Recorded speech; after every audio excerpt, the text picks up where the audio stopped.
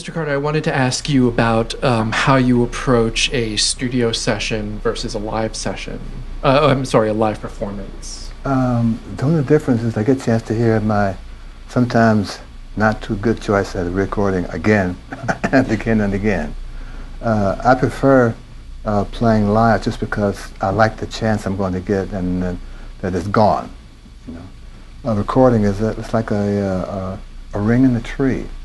It means I was here at this time, and that's necessary to kind of catalog my presence on the scene. You know, but I think recording live is another kind of practice for me. You really hear the detail and what notes don't come out as loud as other notes. So you try to figure out why did that F sharp on the D string not sound as good as this F sharp. And you have to engineer about the waves and the EQ and all that stuff. They give you a real complicated answer. It's kind of over my head, you know, so I have to stand up so it doesn't get over my head that much more.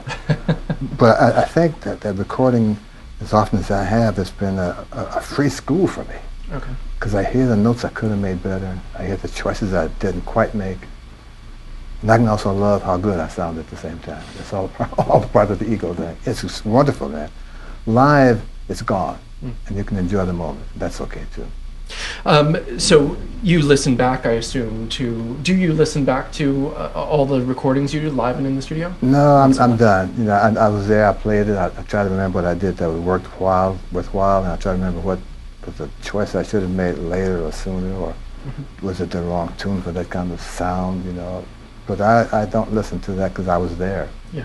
You know, I kind of don't sit around and re-experience those things unless a student needs to answer about what chords there were or what string am I playing that stuff on. But by and large, I accept that I was there and I took a risk, and I got a decent percentage. It's pretty good. I love that you say you took a risk. Could you?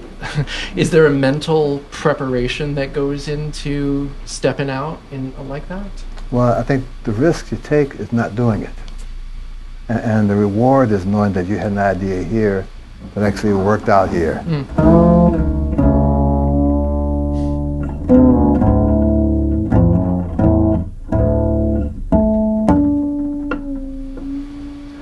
You have to fool around and see if it works, and if it does, man, what about that idea? There's other times it goes like this. I've been there too. So it's okay. And when your students ask your advice on where to find that sort of fortitude to get up and really experiment? I tell them don't try that at home. It's only good on the bandstand, because then it's really impressive. Yeah. Or not impressive. Because those guys, they see you playing for a whole night, a whole set.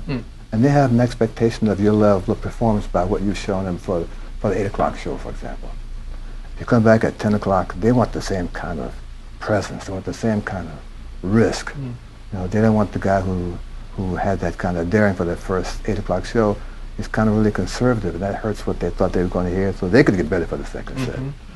So I tell them risk is the name of the game, and to not take those chances, you miss fun of making my own sound great, which is my sideman's job. Yeah.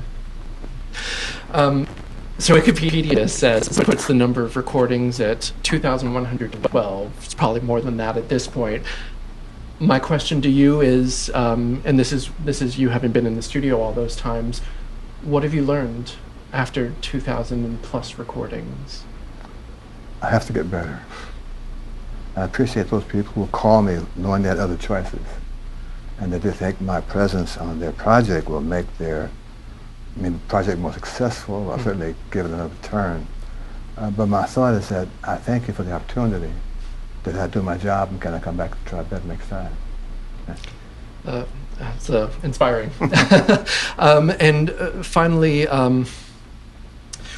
when you sit down alone in this room, perhaps to get better, could you just give us a tiny taste of your practice routine?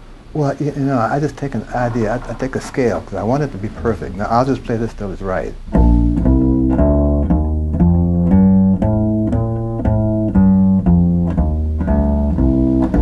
And I try to find what other way can I finger this scale.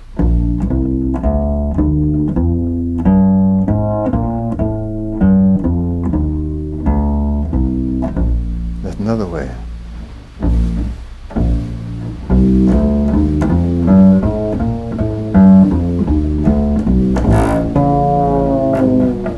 those kind of experiments, those kind of, does that work? Can you put that somewhere?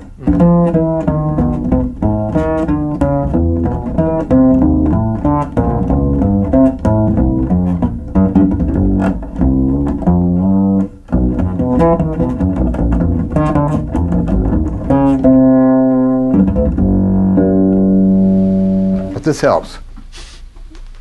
This doesn't find the notes for you. Mm-hmm. Just make sure the sound you're supposed to get, you get. Understood.